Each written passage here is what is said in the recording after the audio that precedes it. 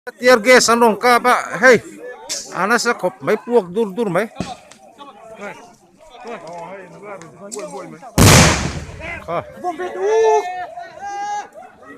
Kami Mizoram police lamian eng anti puwag velo hi. Vairam lir anong ti puwag.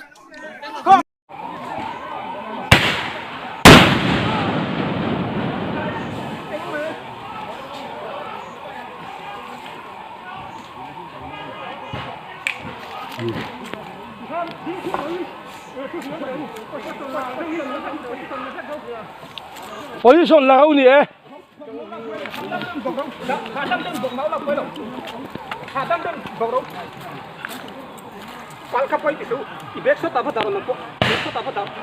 Position thế là về him him rồi.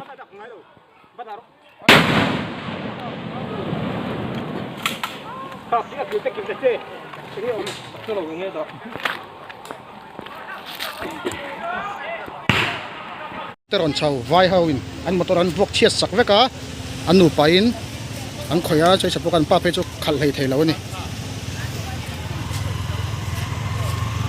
ti hian an soi chet an lo vok chiat sak na samaya oh e kan Mizoram sote an nu pain ni an soi sana sa mo